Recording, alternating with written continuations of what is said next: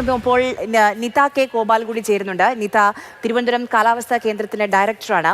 Shrimati Nita K Gopal, ഇന്ന് രാത്രി വളരെ വളരെ നിർണായകമാണ്. ഇപ്പോൾ MLA സംസാരിച്ചതും മിനിസ്റ്റർ സംസാരിച്ചതും താങ്കൾ കേട്ട് കാണുമായിരിക്കും. ഇന്ന് രാത്രി വളരെ നിർണായകമാണ്, പ്രത്യേകിച്ച് റാന്നി, ആറന്മുള ജില്ലകളെക്കുറിച്ച്. വെതർ ഫോർകാസ്റ്റ് പത്തനംതിട്ട ജില്ലയിൽ യെല്ലോ ആണ്. പക്ഷേ അത് ആ ഒരു ജാഗ്രത മാത്രം മതിയാകുമോ?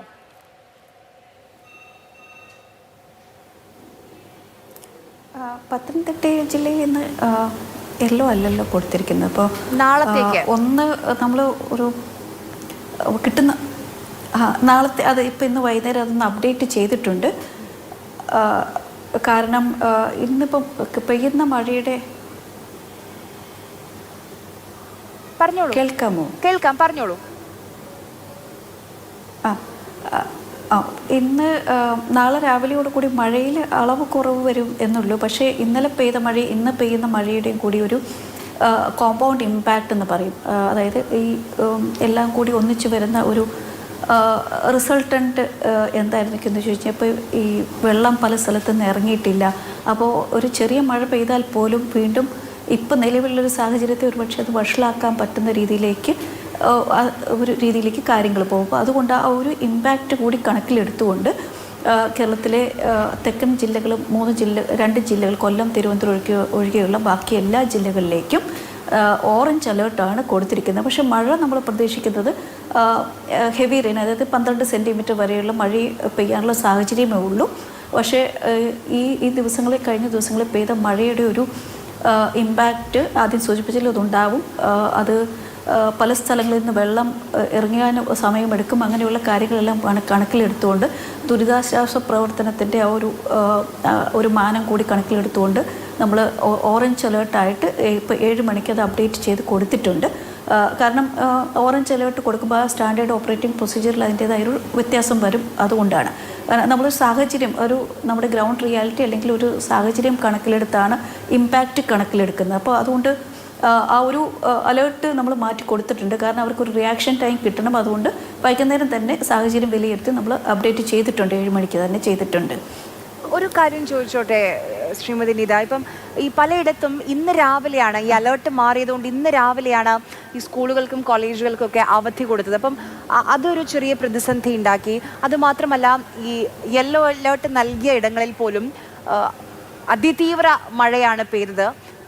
പലയിടത്തും പ്രളയസമാനമായ സാഹചര്യം ഉണ്ടായി. അപ്പം അലേർട്ടുകൾ നേരത്തെ കുറച്ചു കാലം ഈ 2018-ലെയും 2019-ലെയും ഒക്കെ പ്രളയത്തിന് ശേഷം നമ്മൾ കേട്ടിരുന്നു, പ്രാദേശികമായി മഴമാപിനിയൊക്കെ കൊണ്ടുവരും, പ്രാദേശികമായ അലേർട്ടുകൾ കൊടുക്കാൻ കഴിയും. ആ രീതിയിൽ മുന്നോട്ട് ആലോചനകൾ നടക്കുന്നുണ്ടോ? അതിപ്പോൾ സാധ്യമാണോ? ഇപ്പം മഴമാപിനികളൊക്കെ പല IMD മാത്രമല്ല, സ്റ്റേറ്റിൻ്റെ മറ്റ് പല ഏജൻസികളും പിന്നെ കേന്ദ്ര ഗവൺമെൻറ്റിൻ്റെയും മറ്റ് ഏജൻസികളും ഒക്കെ ഇപ്പം മഴമാപിനികൾ സ്ഥാപിക്കുന്നുണ്ട്. അപ്പോൾ റെയിൻഫോൾ മോണിറ്ററിങ് അല്ലെങ്കിൽ പെയ്യുന്ന മഴ എത്ര കണ്ടുണ്ട് എന്നുള്ളത് നമുക്ക് റിയൽ ടൈമിൽ മോണിറ്റർ ചെയ്യാനുള്ളൊരു സംവിധാനമുണ്ട്.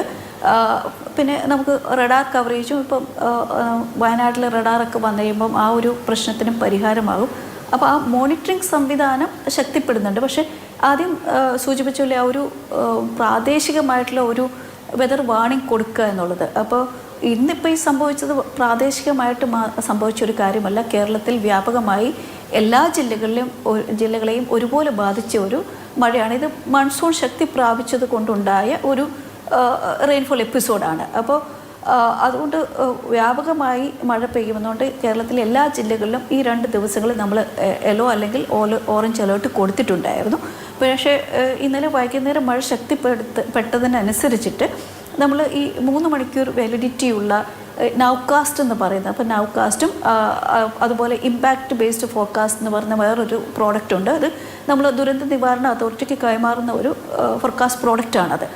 അതുവരെ എത്ര മഴ പെയ്തുവെന്നും ഇനി അങ്ങോട്ടേക്കുള്ള മണിക്കൂറുകളിൽ എന്താണ് പ്രതീക്ഷിക്കുന്നതെന്നുള്ള കണക്കിലാക്കിക്കൊണ്ട് അപ്പോൾ അവരുടെ ദുരന്ത നിവാരണ പ്രവർത്തനങ്ങൾക്ക് സഹായകമാകുന്ന രീതിയിലുള്ള അതായത് പ്രാദേശികമായിട്ട് തീവ്ര സ്വഭാവമുള്ള അല്ലെങ്കിൽ കാലാവസ്ഥയിൽ അതിശക്തമായ വ്യതിയാനങ്ങളൊക്കെ വരുമ്പോഴാണ് നമ്മളിങ്ങനെയുള്ള ഈ പ്രോഡക്റ്റുകൾ ഇഷ്യൂ ചെയ്യുന്നത്. അപ്പോൾ പ്രാദേശികമായിട്ട് നമുക്ക് ഇപ്പോൾ ജില്ലാടിസ്ഥാനത്തിലാണ് കൊടുക്കുന്നതെങ്കിൽ പോലും ഇപ്പോൾ സംഭവിച്ചിരിക്കുന്നത് അതായത് കറണ്ട് വെതർ എന്താണെന്നും മുന്നോട്ടുള്ള സമയങ്ങളിൽ അത് എങ്ങനെയാകുമെന്നുള്ളതിനൊരു സൂചന നമ്മൾ കൃത്യമായിട്ട് കൊടുക്കുന്നുണ്ട്. പിന്നെ വളരെ ലോക്കലൈസ്ഡ് ആയത് പ്രത്യേകിച്ചും മൺസൂൺ മാസങ്ങളിലും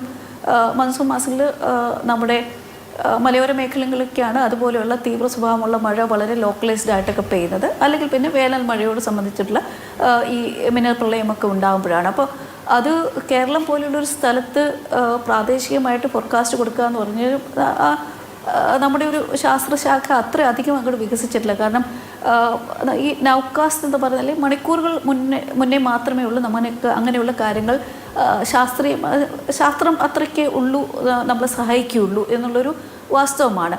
നമുക്ക് വളരെ വ്യാപകമായി പെയ്യുന്ന മഴയും അല്ലെങ്കിൽ നമുക്ക് കേരളം മുഴുവൻ ബാധിക്കുന്ന അങ്ങനെ ലാർജ് സ്കെയിലായിട്ട് ഉണ്ടാവുന്ന വെതർ ഇവൻറ്റ്സ് മാത്രമേ ഉള്ളൂ നമുക്ക് ദിവസങ്ങൾ കാലേ കൂട്ടി നമുക്ക് മുന്നറിയിപ്പ് കൊടുക്കാൻ പറ്റുള്ളൂ. അങ്ങനെയുള്ളൊരു ഒരു ഡെഫിഷ്യൻസി ഉണ്ട്. അതൊരു സയൻസിൻ്റെ പ്രശ്നമാണത്.